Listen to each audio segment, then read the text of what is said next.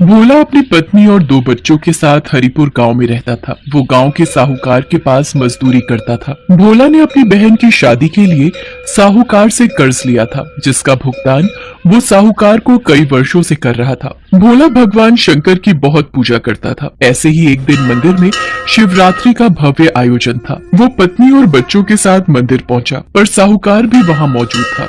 मंदिर में दर्शन करने के लिए पुण्य करने पड़ते हैं। तो जैसे कंगाल के पास ऐसा क्या है भगवान शंकर को देने के लिए? बता, कोई दान दक्षिणा या कोई चढ़ावा? भोला उदास मन से पत्नी और बच्चों को लेकर वापस घर की ओर चल पड़ता है। तभी कुछ खाने को दे दो, बड़ी जोरों की भूख लगी है। भैया, ये आटे का हलवा है, अगर ये खाओ तो। हाँ, मुझे आटे का हलवा दे दो। भूख में तो प्रसाद और भी स्वादिष्ट लगता है। क्या नाम है तुम्हारा? मेरा नाम शिवा है। मैं काम की तलाश में हूँ। क्या आप मुझे कोई काम दे सकते हो? मैं कुछ भी कर लूंगा। पर मैं तो खुद एक गरीब मजदूर हूँ। गांव के साहूकार के पास मजदूरी करता हूँ। मैं तुम्हें भला क्या काम दूंगा? भैया, मुझे कोई भी काम दे दो। बदले में मुझे पैसे नहीं, बस रहने की जगह दे देना।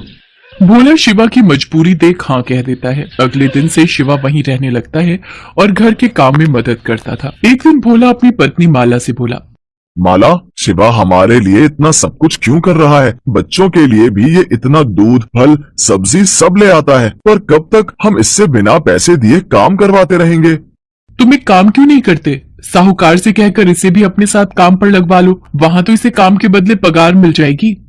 भोला को माला की बात सही लगी। वो शिवा को लेकर साहूकार के पास जाता है और काम दिलवा देता है। शिवा भोला के साथ अब खेतों पर भी काम करने जाने लगा। साहूकार शिवा को जो भी पगार देता, वो पैसे शिवा भोला को जोड़ने के लिए रखवा देता था। भोला कई बार शिवा से कहता कि वो अपने पैसे वापस ले ले, परंतु शिवा उसे कहता कि जब वक्त आएगा ये पैसे तभी काम आएंगे। एक दिन साहूकार भोला और शिवा को किसी काम से दूसरे गाँव भेजता है। रास्ते में रात हो जाती है। जंगल का रास्ता था। तभी एक शेर की दहाड़ने की आवाज आती है। भोला घबरा जाता है। भोला भैया, आप तो भगवान शंकर के परम भक्त हो, तो डर कैसा? और जब भक्त मुसीबत में हो तो भगवान को भी सहायता के लिए आना ही पड़ता है। आप उस पेड़ के ऊपर चढ़कर बैठ जाओ, बाकी सब मैं देख लूंगा।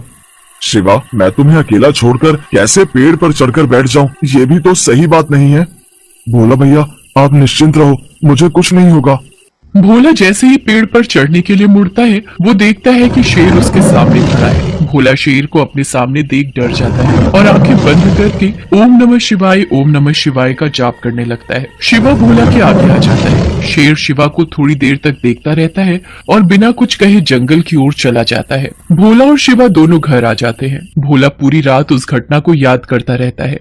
अगली सुबह जब वो सोकर उठता है तो शिवा घर पर नहीं था। भोला आसपास में पूछता है, पर शिवा का कहीं भी पता नहीं था। वो साहूकार से जाकर पूछता है। वो तो सुबह ही मेरे पास आया और मेरे से बोला कि अमरनाथ यात्रा पर निकलना है, इसलिए वो अपना हिसाब कर गया। भोला घर आता है और सारी बात माला को बताता है। माला भी सुनकर बहुत हैरान होती है कि अचानक बिना बताए शिवा अमरनाथ की इतनी लंबी यात्रा पर कैसे निकल गया। भोला को कुछ समझ नहीं आ रहा था। उसी रात को सपने में भगवान शंकर भोला को दिखाई देते हैं। भोला, उठो, तुमने मुझे पहचाना नहीं? मैं ही तुम्हारा शिवा हूँ, जिसके बारे में तुम चिंता कर रहे हो। भगवान शंकर, आप ही शिवा हो? मैंने आपको पहचाना नहीं। ये कैसी भूल हो गई महादेव, मुझे माफ कर दीजिए। मैंने आपकी सेवा नहीं की बल्कि आपसे सेवा करवाई। आप मुझे छोड़कर क्यों चले गए प्रभु? हे महादेव, लौट आओ मेरे पास। भोला, अब तुम मेरे पास अमरनाथ यात्रा करके आओगे। मैं अमरनाथ में ही तुम्हें अपने दर्शन दूंगा। इतना कहकर भगवान भोलेनाथ अंतर ध्यान हो गए। अगले दिन भोला ने सारी बात माला को बताई, पर भोला इसी चिंता में था कि अमरनाथ की यात्रा के लिए उसके पास पैसे कहां से आएंगे। तभी माला उससे बोली, सुनो, आपको याद है ना, शिवा हमारे पास पैसे जोड़ता था। इसका मतलब महादेव ने स्वयं हमारी अमरनाथ यात्रा की व्यवस्था कर दी। आपकी जय हो बाबा बर्फानी। जय भोला भंडारी, आपकी जय हो। माला, हमारे शिव शंकर ने हमें अपने धाम बुलाया है, अमरनाथ बुलाया है। भोला उन रुपयों से अपनी अमरनाथ यात्रा पर जाने की तैयारी करता है और साहूकार के पास कुछ दिन की छुट्टी मांगने जाता है। छुट्टी तो तू ले ले, वो तो तेरे पैसे मैं उतने दिन के काट ही लूंगा। पर ये बता, तू अमरनाथ की यात्रा के बारे में जानता भी है? पता है कितनी दूर है अमरनाथ धाम? पैसा, कपड़ा, खाना पीना, पूरे परिवार के साथ तू कैसे अमरनाथ की यात्रा कर पाएगा? बहुत कुछ देखना पड़ता है, वहाँ पर पूरा पंजीकरण होता है। पूरी तरह से स्वस्थ मनुष्य ही अमरनाथ की यात्रा कर सकता है, नहीं तो रास्ते में ही रोक देते हैं। और तू ठहरा एक गरीब कमजोर, 2-2 दिन तो तू रोटी नहीं खाता, रास्ते में गिरकर बेहोश हो गया तो वापस भेज देंगे। देख, मैं भी अमरनाथ जा रहा हूँ अपने परिवार के साथ, देख लियो, मैं अमरनाथ की पूरी यात्रा करके ही वापस आऊंगा। भोला अपने परिवार के साथ अमरनाथ की यात्रा के लिए निकल पड़ता है। उधर साहूकार को भी अपने परिवार को लेकर अमरनाथ की यात्रा के लिए जम्मू निकलना था, पर किस्मत को शायद कुछ और ही मंजूर था। 75 वर्ष से ज्यादा उम्र होने की वजह से साहूकार के पंजीकरण को स्थगित कर दिया गया। साहूकार ने मन में सोचा, भगवान शंकर ने शायद मुझे सबक दिया है कि उनकी यात्रा के लिए कोई गरीब या अमीर नहीं होता, वो जिस पर कृपा करते हैं वही उनके दर्शन कर पाता है। शायद भोला उनका मेरे से भी ज्यादा बड़ा सेवक है, इसलिए उसे अमरनाथ यात्रा पर जाने का शुभ अवसर प्राप्त हुआ। मैं ये क्यों नहीं समझ पाया कि भगवान तो प्रेम के भूखे हैं, उन्हें धन दौलत बड़े बड़े पकवानों से कोई मतलब नहीं, उन्हें कोई एक सूखी रोटी भी खिला दे तो उसमें भी प्रसन्न हो जाते हैं। शिव शंकर मुझे माफ कर दो, मैंने उस गरीब मजदूर की गरीबी का हमेशा फायदा उठाया। बस एक बार भोला यात्रा से वापस आ जाए, फिर मैं खुद उससे माफी मांगूंगा। भोला माला और बच्चों के साथ पहलगाम पहुंचता है। वहां से वो पैदल ही यात्रा शुरू करता है। जय बम भोले का जाप करता हुआ वो आगे बढ़ता रहता है। चलते चलते बच्चों को भूख लगती है। रुको तुम लोग, यहाँ इस पत्थर पर बैठो, मैं किसी से पूछता हूँ। सुनिए भैया जी, यहाँ खाने के लिए कोई सुविधा मिल जाएगी? अरे भाई, ये अमरनाथ श्रद्धालुओं के लिए लंगर कमेटियां जी जान से पलखे बिछाकर उनका सत्कार करती हैं। खाने पीने से लेकर सोने तक की सुविधा उपलब्ध करवाई जाती है अमरनाथ यात्रा के लिए। आओ, मैं तुम्हें वहाँ का रास्ता बताता हूँ।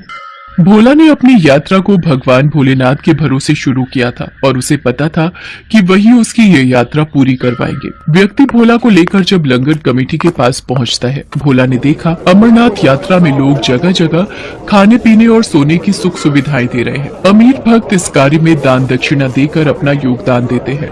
सुबह के समय लंगर कमेटियां श्रद्धालुओं की भूख और प्यास को बुझाती हैं और रात होते ही लंगर स्थल धर्मशाला में तब्दील हो जाते हैं। श्रद्धालुओं को बिस्तर और सर्दी से बचने के लिए बुखारी भी मुहैया करवाई जाती है। अमरनाथ यात्रा के लिए उन्हें 5 पड़ाव पार करने थे। पहला पड़ाव पहलगाम उन्होंने पार कर लिया था।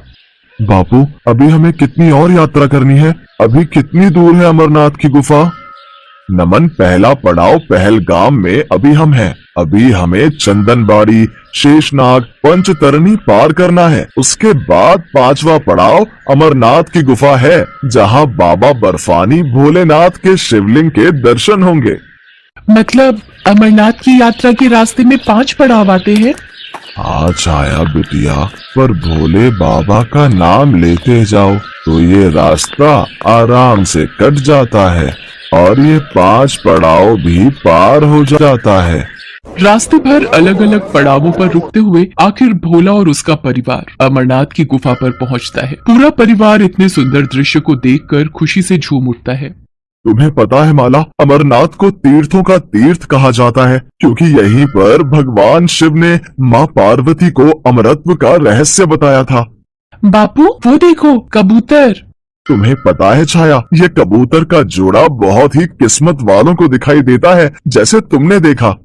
सब मिलकर अमरनाथ बर्फानी शिवलिंग के दर्शन करते हैं। भोला हमेशा याद बनकर रहने वाली अनमोल दृश्यों वाली अमरनाथ यात्रा करके खुशी खुशी गांव वापस आ जाता है। साहूकार भोला से अपनी गलतियों के लिए माफी मांगता है और उसे अच्छी पगार देने लगता है। दिल से भगवान शंकर के आशीर्वाद से भोला की जिंदगी में खुशियां आ जाती हैं।